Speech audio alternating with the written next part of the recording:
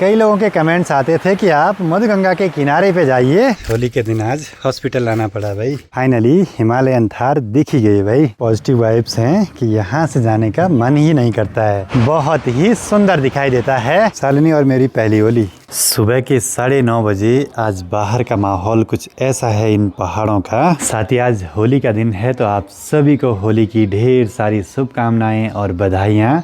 तो सबसे पहले आप सभी को मेरा प्यार व नमस्कार। मेरा नाम है आलोक राणा और स्वागत है आप सभी का देवभूमि उत्तराखंड के इन खूबसूरत पहाड़ों से।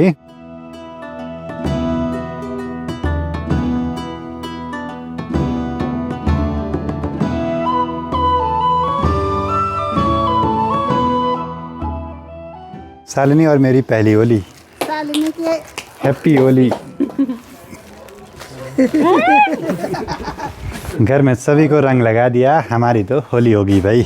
इस बारी जरा बिजी शेड्यूल है ना अपना। घर पे आए सभी मेहमानों को भी रंगा दिया है अच्छे से। सब ने एक दूसरे को रंग लगा दिया, लेकिन शालिनी ने मुँह भी धो दिए हैं। मुँह धोने की इतनी जल्दी लगी है कि क्या ही बोले भाई। होली के दिन आज हॉस्पिटल लाना पड़ा भाई। पापा जी की तबीयत हो गई थी खराब। इतनी तेज़ी से आई ना, कुछ पता ही नहीं चला रास्ते का। ऐसे में लगा कि गाड़ी तो होनी चाहिए अपने पास, और ये कि आप ठीक हैं। इस गाड़ी ने बहुत साथ दिया भाई। आज सेफली पहुंचा दिया मनसुना मार्केट तक वापसी। इतनी तेज़ आज चलाई होगी मैंने शायद ही कभी चलाई होगी। टाइम शाम के 4:15 हो रहे हैं। अभी जाना है मेहमानों के साथ मुझे रांसी गांव की ओर।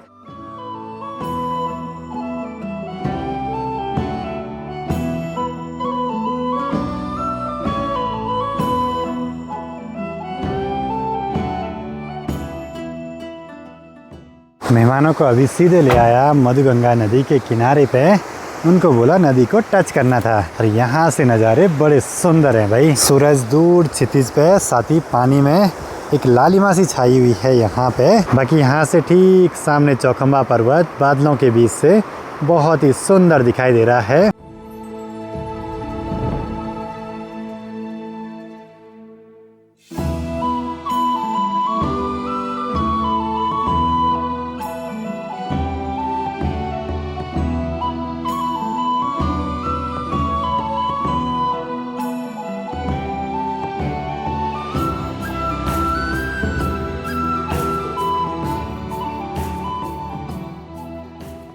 कई लोगों के कमेंट्स आते थे कि आप मधुगंगा के किनारे पे जाइए।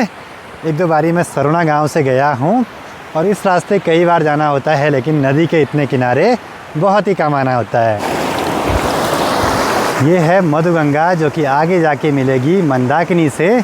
मंदाकिनी आगे जाके मिलेगी रुद्रप्रयाग में अलकनंदा से। अलकनंदा आगे जाके मिलेगी भागीरथी से देवप्रयाग में।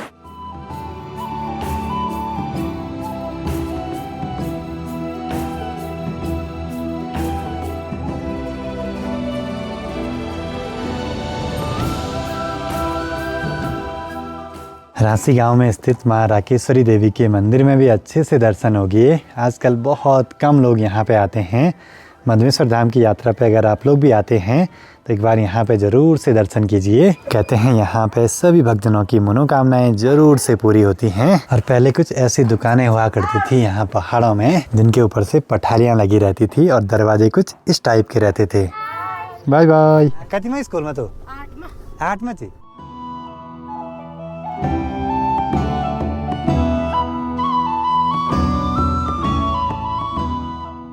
ये है अगला दिन। सुबह के करीब 8 बजने वाले हैं, और आजकल सनराइज़ बहुत जल्दी होने लगा है। बाकी आज होम स्टे पे आए मेहमानों के साथ बहुत सारी जगहों पे जाना है घूमने के लिए और दर्शन करने के लिए। गाड़ी में आते ही पहला काम गाड़ी को अच्छे से कोल्ड स्टार्ट करना, और गाड़ी को कपड़ा मार के चकाचक करना। जय भोलेनाथ की। हर हर महादेव।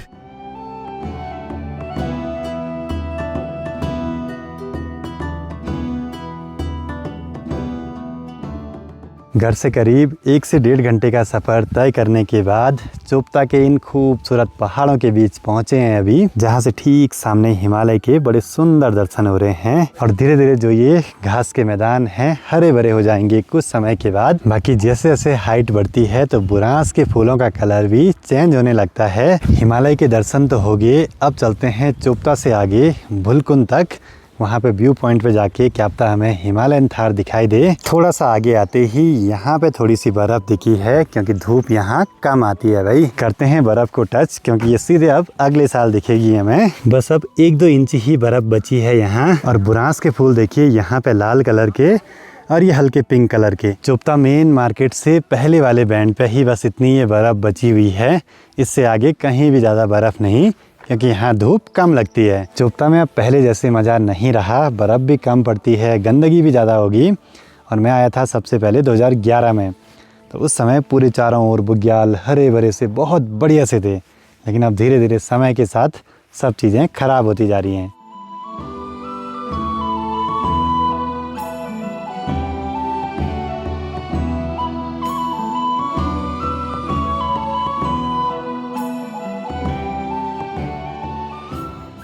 पहुंच चुके हैं व्यू पॉइंट पे, और आज बहुत सारे हिमालयन थार हैं यहाँ पे। आज तीसरी बार यहाँ पे आया था मेहमानों को लेके।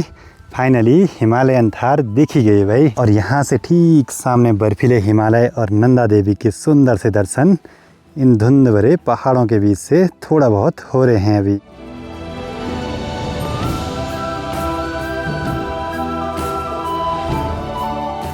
ये जानवर दिखें तो इनको खाना मत खिलाइए कभी, क्योंकि साफ साफ लिखा हुआ है फॉरेस्ट डिपार्टमेंट के द्वारा। फिर कभी कभी क्या होता है कि जो चीज़ हम खाते हैं तो जानवरों पर उन चीज़ों को खाने से रोग वगैरह हो जाते हैं कुछ। अब चलते हैं यहाँ से वापसी चोपता से सीधे मक्कू मठ की ओर भगवान तुंगनाथ जी के दर्शनों के लिए।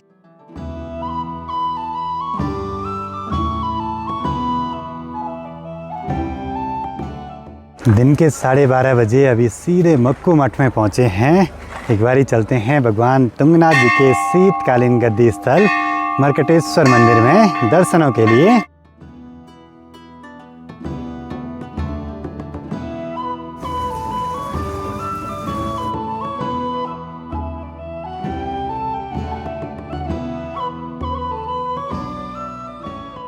भगवान तुंगनाथ जी के शीतकालीन गद्दी स्थल मर्कटेश्वर मंदिर मक्कू मठ में भी अच्छे से दर्शन कर लिए हैं। यहाँ पे है महर्षि मार्कंडेय ऋषि के पूर्वज मृकुंड ऋषि की तपस्थली, ऐसा यहाँ के पंडित जी के द्वारा मुझे बताया गया है। अभी इस मंदिर में इतनी पॉजिटिव वाइब्स हैं कि यहाँ से जाने का मन ही नहीं करता है। अब इसके बाद आज का सफ़र बहुत लंबा है। अभी हमको जाना है सीधे काली मठ माँ काली के मंदिर में।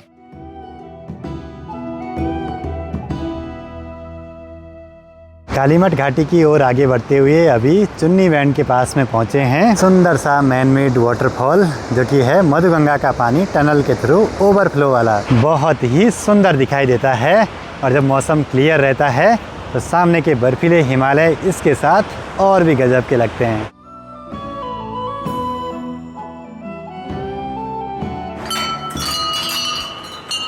सही टाइम से आज सुबह निकले थे और सही टाइम से मंदिरों में पहुंच रहे हैं। ठीक ठाक मंदिर ठीक ठाक बड़े।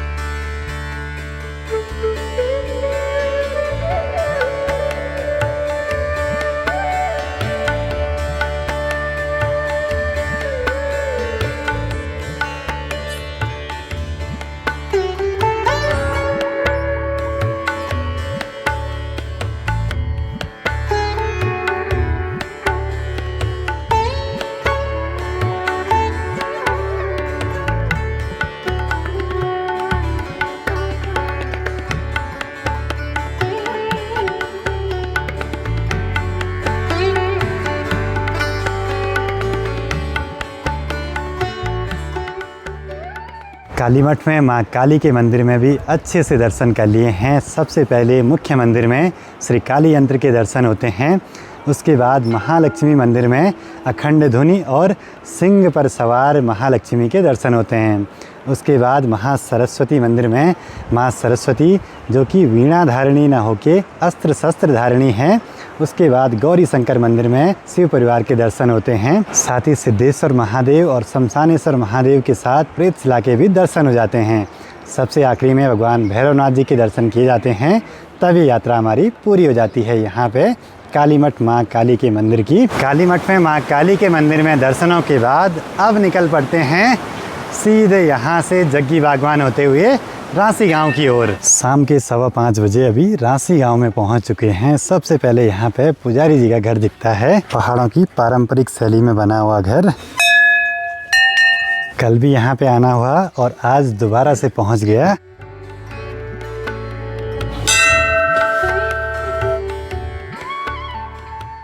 लगातार आसपास के मंदिरों में दर्शन होना बड़े सौभाग्य की बात है मेरे लिए भी और ब्लॉग देखने वालों के लिए भी। धन्यवाद, ऐसे ही जुड़े रहिए। हम बार बार ऐसे दिव्य और सुंदर मंदिरों के आपको दर्शन करवाते रहेंगे। बाकी अब तक जितने भी मेहमानों को मैं आसपास के मंदिरों और जगहों पे घुमाने के लिए ले गया, आज सबसे लंबा टूर रहा अपना।